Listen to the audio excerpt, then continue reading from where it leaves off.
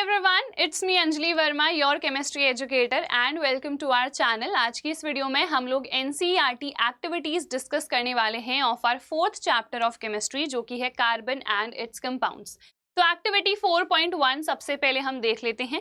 Make a list of 10 things you have used और consumed since the morning. सुबह से आपने जो भी चीजें यूज करी हैं उसकी आपको लिस्ट बनानी है।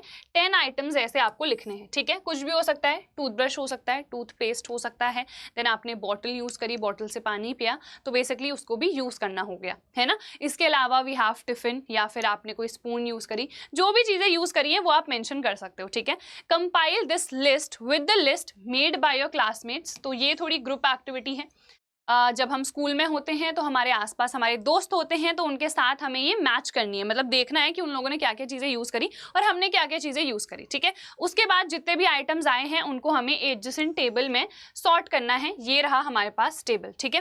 थिंग्स मेड ऑफ मेटल, तो मेटल की बहुत सारी हमारे पास चीज़ें हो सकती हैं, जैसे कुछ तो एलॉयज होती हैं। जैसे यूजुअली घर में हम जो बर्तन इस्तेमाल करते हैं वो एलॉयज के बने होते हैं। जैसे स्टेनलेस स्टील है हमारे पास, तो वो क्या है, एक एलॉय है, ठीक है। इसके अलावा हमारे पास एल्यूमिनियम की कोई कढ़ाई हो सकती है, यूटेंसिल हो सकता है, तो एल्यूमिनियम हमारे पास हो सकता है, ठीक है। इसके अलावा हमारे पास कॉपर भी हो सकता है, कॉपर की बॉटल्स भी आती हैं, तो वो आप मेंशन कर सकते हो कि कॉपर बॉटल हमने यूज़ करी, एल्यूमिनियम का हमने यूटेंसिल यूज़ करा, तो ये सब यहाँ पर आ जाएगा, ठीक है।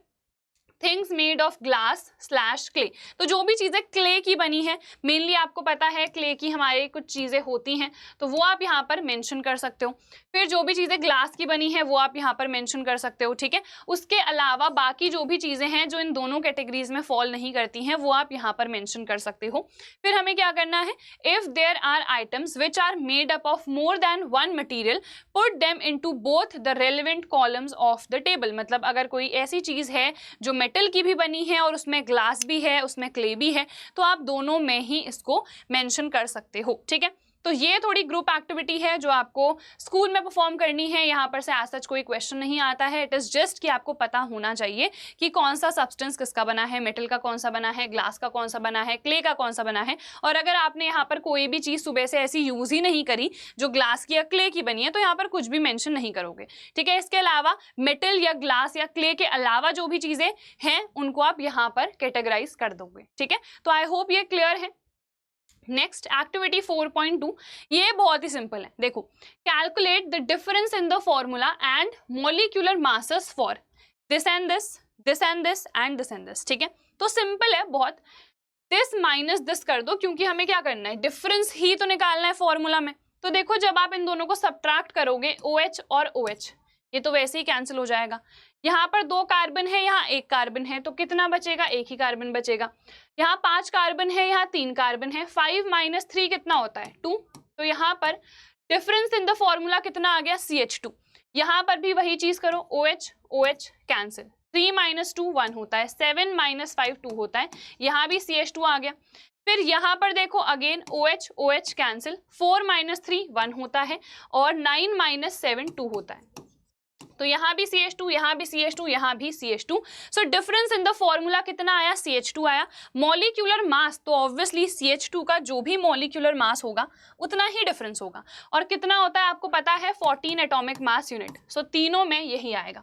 कैसे निकाला, तो कार्बन का होता है हमारे पास 12, प्लस आपको पता है 2 हाइड्रोजन है, सो 2 × 1 कर देंगे, 12 + 2 हो गया 14। तो 14 एटॉमिक मास यूनिट हमारे पास मॉलिक्यूलर मास आ रहा है, ठीक है, क्लियर। अब यहाँ पर है, is there any similarity in these 3। अब देखो यहाँ पर थोड़ा सा कट रहा है, तो मैं आपको बता दूंगी। यहाँ पर इज लिखा है, is there any similarity in these 3। तो सिमिलैरिटी क्या है, सिमिलैरिटी ये है कि ये जो तीनों हमने ले रखे हैं, ठीक है, तीनों हमने ग्रुप्स ले रखे हैं बेसिकली, है ना। ये एक ग्रुप हो गया, ये दूसरा, ये तीसरा, तो ये सब के सब क्या है, अल्कोहल है। विच मीन्स यहाँ पर सिमिलैरिटी क्या है, फंक्शनल ग्रुप की है, कि जितने भी हमने यहाँ पर ये कंपाउंड्स दे रखे हैं, they have the same functional group, ठीक है। Arrange these alcohols in the order of increasing carbon atoms to get a family. तो आपको पता है ये सबसे पहले आएगा, क्योंकि इसमें 1 है, इसमें 2 कार्बन है, फिर इसमें 3 कार्बन है, और इसमें 4 है। तो ऐसे हम अरेंज कर देंगे, सिंपल, ठीक है। और उसके बाद पूछा गया है, can we call this family a homologous series. Yes, बिल्कुल। क्योंकि होमोलॉगस सीरीज वही सीरीज होती है जिसमें जो कंसेक्यूटिव एटम्स होते हैं, एटम्स भी नहीं हम कंपाउंड्स कहेंगे, तो जो कंसेक्यूटिव कंपाउंड्स होते हैं उनमें CH2 यूनिट का डिफरेंस आना चाहिए। तो यहाँ पर क्लियरली ये दोनों कंसेक्यूटिव हैं, ये दोनों भी कंसेक्यूटिव हैं, ये दोनों भी कंसेक्यूटिव हैं, यानी कि एक के बाद आने वाला दूसरा। तो जो भी कंसेक्यूटिव कंपाउंड्स हैं उनमें CH2 यूनिट का बिकॉज डिफरेंस है, सो यस ये जो फैमिली है इसको हम होमोलॉगस सीरीज कह सकते हैं। ठीक है, generate the homologous series for compounds containing up to 4 carbons. ठीक है, यहाँ पर कट रहा है, मैं बता रही हूँ, up to 4 carbons for the other functional groups given in table 4.3। ये है हमारा टेबल 4.3। तो यहाँ पर हमें अप टू 4 कार्बन एटम्स की होमोलॉगस सीरीज इन सब की बनानी है। This is very very simple. देखो सबसे पहले अगर मैं क्लोरोएल्केन के लिए बनाऊं, ठीक है, होमोलॉगस सीरीज, तो आपको पता है सबसे पहला CH3Cl आएगा, फिर C2H5Cl आ जाएगा। ठीक है, आपको बेसिकली क्या करना है, अगर आपको पहला कंपाउंड पता है तो बाकी बस आपको प्लस CH2 करते जाना है। इसमें प्लस CH2 कर दो, कितना होगा C3H7Cl, इसमें भी प्लस CH2 कर दो तो ये आ जाएगा। ठीक है, और इसका जनरल रिप्रेजेंटेशन अगर मैं कहूँ तो CnH2n+1Cl ऐसे भी हम रिप्रेजेंट कर सकते हैं। ये काइंड ऑफ इसका जनरल फॉर्मूला हो गया। ठीक है, इससे आप सारे जो फॉर्मूलाज हैं वो डिराइव कर सकते हो। फिर दूसरी होमोलॉगस सीरीज हम किसकी बनाएं, अल्कोहल की तो ऑलरेडी यहाँ बनी है तो इसकी नहीं बनाएंगे, चलो एल्डिहाइड की बना लेते हैं। ठीक है, तो एल्डिहाइड की होमोलॉगस सीरीज अगर मुझे बनानी है, सबसे पहला होता है HCHO। ठीक है, उसके बाद क्या होगा CH3CHO प्लस CH2 करते जाओ। ठीक है, इसमें भी प्लस CH2 कर दो तो CH3CH2CHO, फिर यहाँ पर अगेन CH3CH2CH2CHO। ठीक है, फिर 4 तो हो ही गए हैं। ठीक है, आप इसको इस फॉर्म में भी लिख सकते हो। यहाँ पर कितने कार्बन है, 3 4 5 6 7, यहाँ पर 7 आ गए और ये CHO। ठीक है, आप इसको ऐसे भी लिख सकते हो कि कार्बन 4 है, हाइड्रोजन 8 है और O। इस फॉर्म में भी लिख सकते हो, इस फॉर्म में भी लिख सकते हो, इस फॉर्म में भी लिख सकते हो, ये सारे करेक्ट हैं। इसमें बस हमने उसको खोल दिया है, जैसे ये कंडेंस्ड है, ये कंडेंस्ड है, बट इसमें मैंने कार्बन्स को खोल दिया है। ठीक है, तो ये भी सही है। इसको मैं जनरली लिखूं तो CnH2nO हम लिख सकते हैं, है ना। जैसे एक कार्बन था तो हाइड्रोजन डबल हो गए, इसको मैं CH2O लिख सकती हूँ। ठीक है, इसको मैं C2H4O लिख सकती हूँ। तो इस तरीके से ये पूरी होमोलॉगस सीरीज आ गई। फिर हम कीटोन की भी बना लेते हैं। अब कीटोन में एक चीज समझो, आपको पता है क्योंकि कीटोन में जो हमारा ऑक्सीजन होता है वो किसी बीच वाले कार्बन पर आता है, एंड कार्बन पर कभी भी नहीं आता है ना। तो इसीलिए हमारा जो पहला कीटोन होता है वो ये होता है प्रोपेनोन।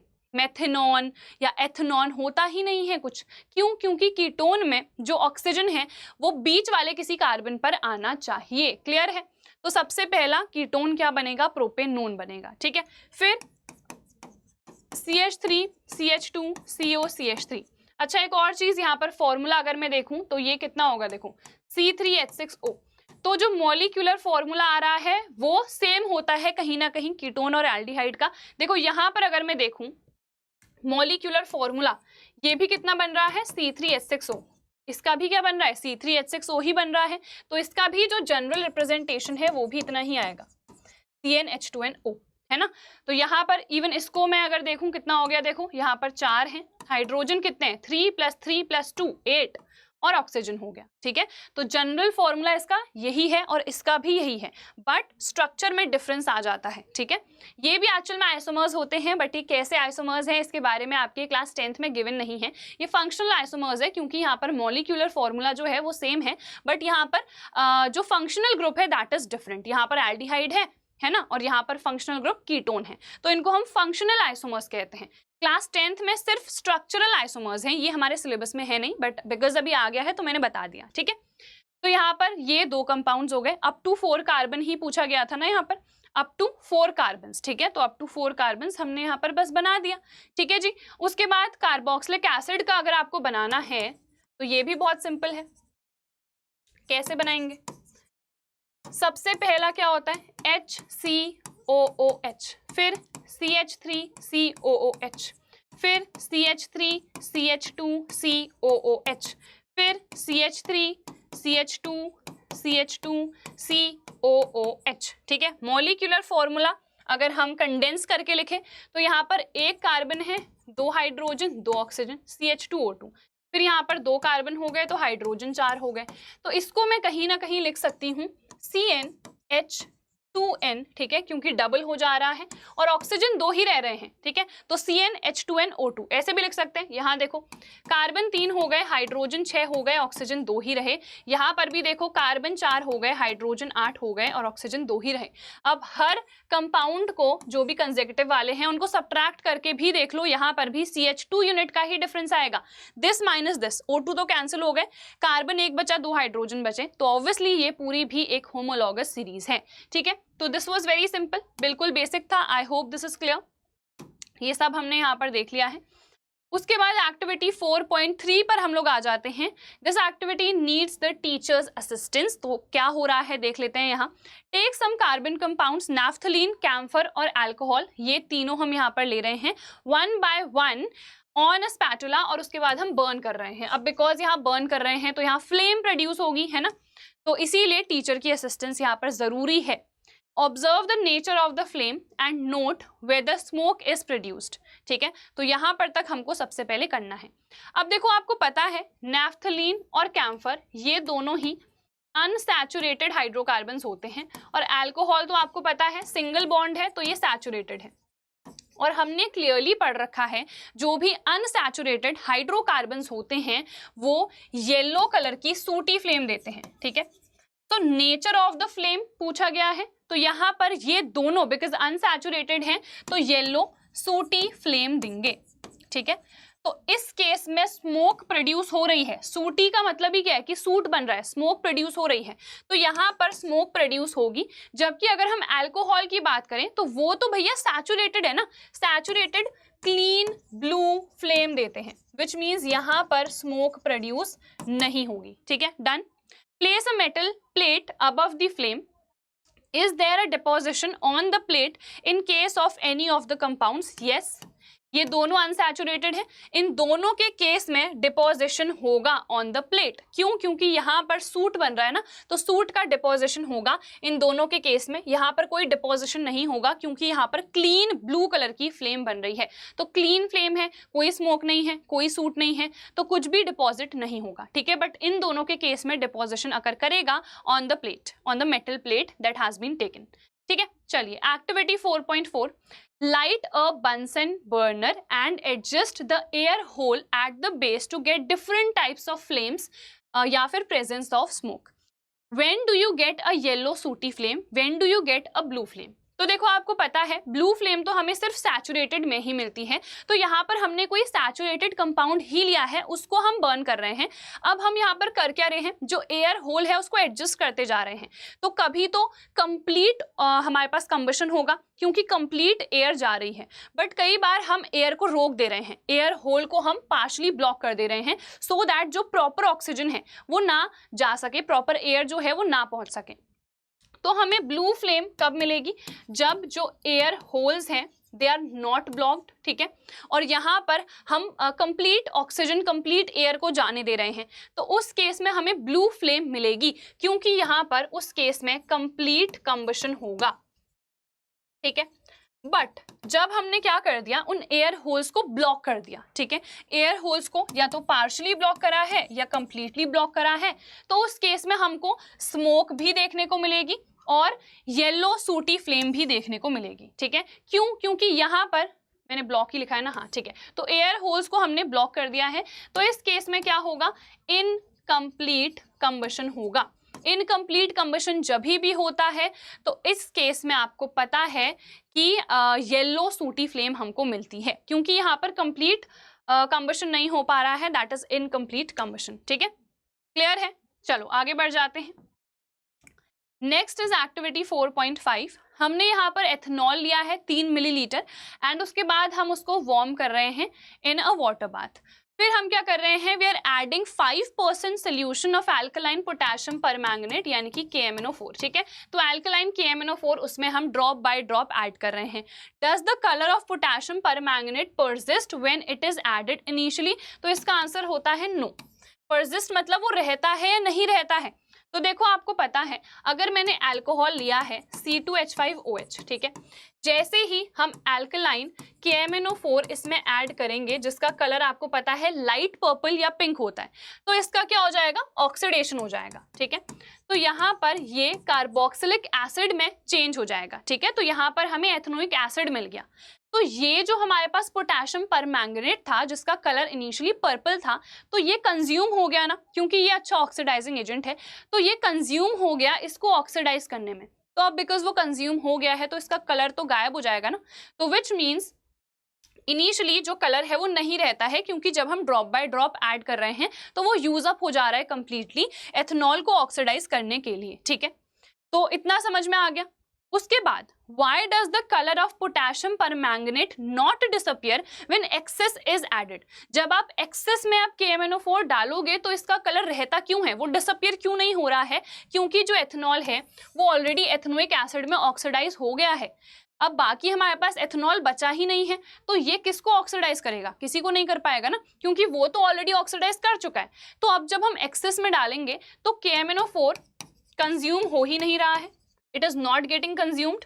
अब कंज्यूम ही नहीं हो रहा है तो ऑब्वियसली उसका जो पर्पल कलर है वो एज इट इज रहेगा, है ना, बिकॉज अगर KMnO4 प्रेजेंट है तो उसका कलर भी तो प्रेजेंट रहेगा ही ना। यहाँ पर कलर इसलिए जा रहा था क्योंकि वो खत्म हो जा रहा था इसको ऑक्सीडाइज करने में, अब ये ऑक्सीडाइज हो चुका है, तो हमारे पास कोई सब्सटेंस ही नहीं बचा है जिसको ये ऑक्सीडाइज करेगा, तो उसका कलर भी रहेगा, ठीक है, बस done.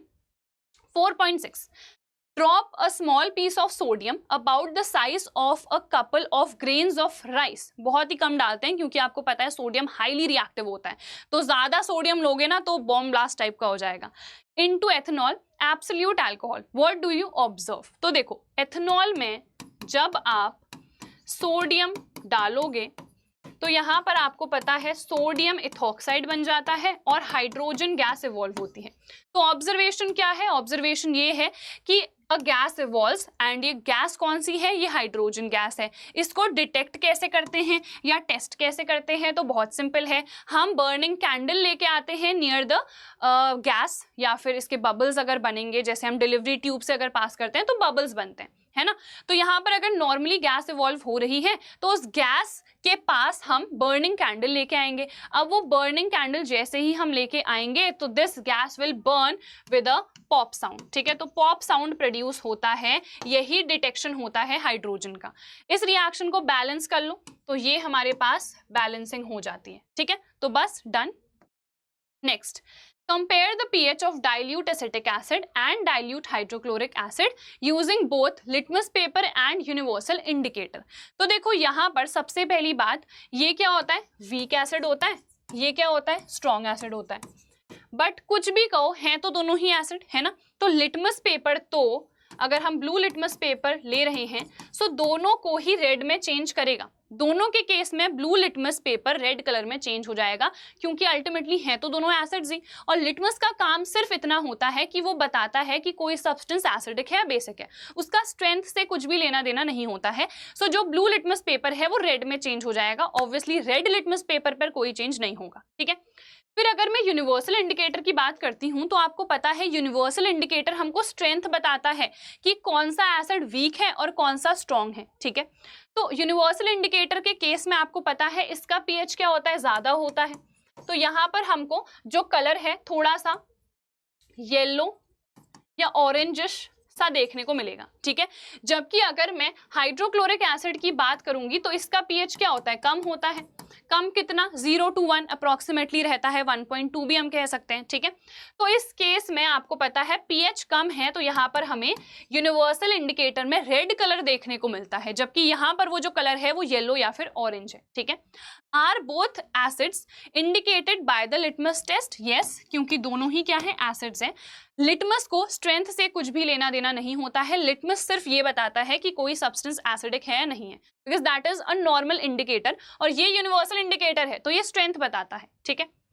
Does the universal indicator show them as equally strong acids? No, obviously. और कैसे ये डिस्टिंग्विश कर रहा है, तो कलर के बेसिस पे डिस्टिंग्विश कर रहा है, क्योंकि ये स्ट्रॉन्ग एसिड है, पीएच कम है तो रेड कलर, और ये एक वीक एसिड है, पीएच इसका ज्यादा है तो यहाँ पर येलो या ऑरेंज कलर ये दिखाता है, ठीक है। चलिए एक्टिविटी 4.8 यहाँ पर एथेनॉल ले रहे हैं, ठीक है, और 1 मिलीलीटर ग्लेशियल एसिटिक एसिड यानी कि एथेनोइक एसिड हम ले रहे हैं। अलॉन्ग विद दैट इसमें हम क्या ड्रॉप कर रहे हैं, यहाँ पर हम सल्फ्यूरिक एसिड H2SO4 ड्रॉप कर रहे हैं, ठीक है, मतलब ड्रॉप बाय ड्रॉप हम बहुत ही कम यहाँ पर ऐड करते हैं, ठीक है। Warm in a water bath for at least 5 minutes as shown in this figure, ठीक है। इस तरीके से हम वाटर बाथ लेते हैं कि ये टेस्ट ट्यूब हमने ले रखी है, चीजें ऐड करी और यहाँ पर हमने वाटर बाथ बना रखा है। वाटर साइड में क्यों ऐड करते हैं, सो दैट जो हीट इवॉल्व हो रही है वो न्यूट्रलाइज हो सके, ठीक है। चलो, pour into a beaker containing 20 to 50 milliliter of water and smell the resulting mixture। तो यार बहुत सिंपल है, आपको पता है यहाँ पर एस्टरिफिकेशन रिएक्शन होती है। हमने एथेनॉल लिया, ठीक है, ये जो एथेनॉल है इसकी रिएक्शन हो रही है एथेनोइक एसिड के साथ in the presence of sulphuric acid. तो यहाँ पर आपको पता है क्या बनेगा, इथाइल इथेनोएट, जो कि क्या है, एस्टर है। ये रिएक्शन एस्टरिफिकेशन रिएक्शन है, यहाँ पर एस्टर फॉर्म हो रहा है, ठीक है। ये जो हमारे पास एस्टर है ना, आपको पता है ये बहुत ही स्वीट स्मेलिंग सब्सटेंस होता है। तो जब हम रिजल्टिंग मिक्सचर को स्मेल करेंगे तो हमें स्वीट स्मेल आएगी, ठीक है, because ester is a sweet smelling substance, ठीक है जी, समझ में आ गया। तो ये हमारे पास हो गया, ये डायग्राम है। नेक्स्ट पे आ जाते हैं, यहाँ पर हमें अपैरेटस सेट करना है। चैप्टर 2 में एक्टिविटी 2.5 में जो हमको गिवन था विच इज दिस, ठीक है। तो यहाँ पर उसमें तो हमने हाइड्रोक्लोरिक एसिड लिया हुआ था, बट यहाँ पर हमको हाइड्रोक्लोरिक एसिड नहीं लेना है, यहाँ पर हमको एसिटिक एसिड यानी कि एथेनोइक एसिड को लेना है, ठीक है। तो हमने क्या करा है, देखो, एक spatula full of sodium carbonate Na2CO3 हमको लेना है और इसको ऐड कर देना है, ठीक है। इसमें हम क्या ऐड कर रहे हैं, डाइल्यूट एथेनोइक एसिड। तो हमें अपना ऑब्जर्वेशन बताना है, व्हाट डू वी ऑब्जर्व। तो यहाँ पर आपको पता है कि ये होता है एथेनोइक एसिड। जब ये सोडियम कार्बोनेट के साथ रिएक्ट करेगा तो एक तो बनता है सोडियम एसिटेट, दूसरा बनता है पानी, तीसरा बनता है कार्बन डाइऑक्साइड, ठीक है। तो ये 3 यहाँ पर प्रोडक्ट्स फॉर्म होते हैं, ठीक है। इसको बैलेंस कर लेते हैं, 2 सोडियम हो गए, यहाँ पर भी इट विल बी 2, ठीक है। तो यहाँ पर आप क्लियरली देख सकते हो कार्बन डाइऑक्साइड गैस यहाँ पर इवॉल्व होती है। तो हमारा ऑब्जर्वेशन क्या होगा, हमारा ऑब्जर्वेशन ये होगा that carbon dioxide gas with brisk effervescence is evolved.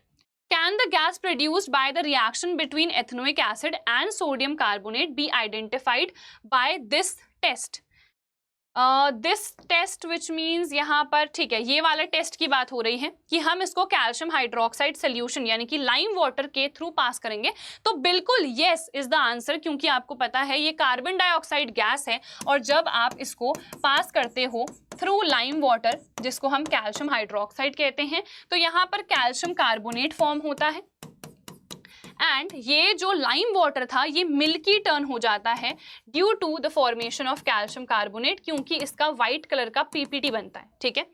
तो क्या होता है, जैसे ही CO2 गैस पास होती है तो ये मिल्की टर्न कर जाता है। क्यों टर्न कर जाता है, क्योंकि ये इसके साथ रिएक्ट करके कैल्शियम कार्बोनेट का व्हाइट कलर का पीपीटी बना देता है, जो मिल्की अपीयरेंस देता है इसको, ठीक है। तो बिल्कुल हम इस टेस्ट से CO2 गैस को आइडेंटिफाई कर सकते हैं। Repeat this activity with sodium hydrogen carbonate instead of sodium carbonate. Very simple, वही चीज होगी। आपको पता है अगर ये मेरे पास एसिटिक एसिड है, इसकी रिएक्शन में सोडियम हाइड्रोजन कार्बोनेट के साथ भी करा दूं, तभी भी सेम प्रोडक्ट्स बनते हैं। ये सोडियम इथेनोएट हो गया, H2O और CO2, ठीक है। तो यहाँ पर भी CO2 गैस ही इवॉल्व होगी। चलिए नेक्स्ट एक्टिविटी 4.10, हमें यहाँ पर 10 मिलीलीटर ऑफ वाटर लेना है, ईच इन 2 टेस्ट ट्यूब्स। हमें क्या करना है, we are adding a drop of cooking oil to both the test tubes and label them as A and B। तो 2 टेस्ट ट्यूब है A और B, पहले हमने पानी डाला फिर दोनों में ही ऑयल डाल दिया। अब टेस्ट ट्यूब B में मैं क्या कर रही हूँ, सोप सोल्यूशन ऐड कर रही हूँ। उसके बाद we are shaking both the test tubes vigorously for the same period of time. अब दोनों को ही हम ना शेक कर रहे हैं। तो क्वेश्चन क्या पूछा गया है, can you see the oil and water layer separately in both the test tubes immediately after you stop shaking them. तो देखो इमीडिएटली तो ऑब्वियसली हमें ऑयल और वाटर की लेयर सेपरेटली नहीं दिखेगी, ठीक है। किस केस में नहीं दिखेगी पहले वो देखते हैं। अब देखो पहले अगर मैं टेस्ट ट्यूब ए की बात करूं, टेस्ट ट्यूब ए में पानी और ऑयल है सिर्फ, तो आपको पता है पानी और ऑयल की जो लेयर है वो सेपरेट हो जाती है क्योंकि वो मिसिबल नहीं होते हैं, वो आपस में घुलते नहीं हैं। तो अगर मैं टेस्ट ट्यूब ए की बात करूं तो वहां पर हमें अप्रोक्सीमेटली हम कहें तो हमें इमीडिएटली जो लेयर्स हैं वो सेपरेटली दिखने लगती हैं, ठीक है। फिर अगर मैं बात करूं टेस्ट ट्यूब बी की, तो इसमें सोप सोल्यूशन भी डाला हुआ है। अब सोप सोल्यूशन का काम क्या होता है? सोप सोल्यूशन के पास दो पार्ट्स हैं, एक हाइड्रोफिलिक, दूसरा हाइड्रोफोबिक, है ना। तो ये इसका काम क्या है? मेनली वो जो ऑयल है उसको पानी में घुलाने का ही तो काम है ना सोप का। यही तो हम जब कपड़े धोते हैं तभी भी करते हैं कि डर्ट है कपड़ों में, ऑयल है कपड़ों में, हमने सोप लगाया उसमें, सो वो जो ऑयल है, डर्ट है, वो रिमूव हो गया अलॉन्ग विद द वाटर। तो यही काम होता है सोप का। तो यहाँ पर भी सोप सोल्यूशन यही काम करेगा, ऑयल और वाटर आपस में डिसॉल्व हो जाएंगे। तो विच मीन्स अगर हम ऑयल और वाटर की लेयर सेपरेटली देखना चाहेंगे सो टेस्ट ट्यूब बी में ऐसा नहीं होगा, ठीक है।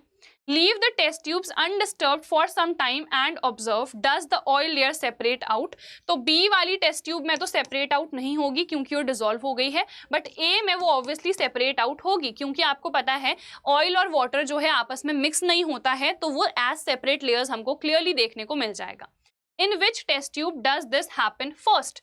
तो अगर हमने सोप सोल्यूशन कम डाला होगा तो इवन टेस्ट ट्यूब बी में भी ऐसा पॉसिबल है कि सेपरेट लेयर्स हमको दिख जाएं, ठीक है। तो हमसे यही पूछा गया है सबसे पहले आपको किसमें दोनों जो लेयर्स हैं वो एज सेपरेट लेयर्स दिख रही हैं, तो वो ऑब्वियसली कौन से में होगा? ए वाले में।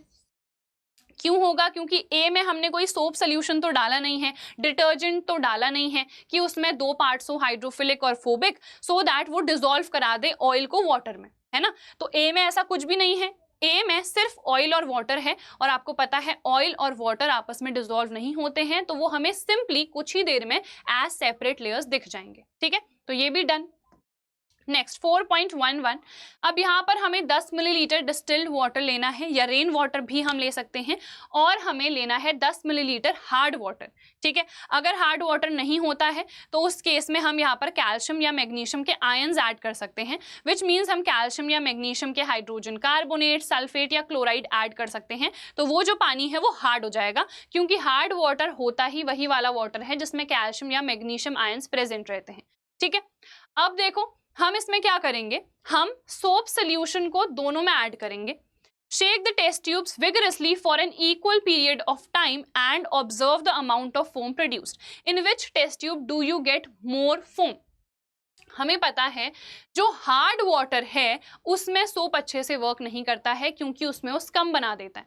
तो मान लो एक टेस्ट ट्यूब ए है, दूसरी हमारे पास बी है। ए में हमने सॉफ्ट वाटर लिया था, ये जो डिस्टिल्ड वाटर है ये सॉफ्ट वाटर है, तो हमने ए में सॉफ्ट वाटर लिया है, इसमें तो सोप सोल्यूशन अच्छे से काम करेगा तो इसमें ज्यादा फोम प्रोड्यूस होगा।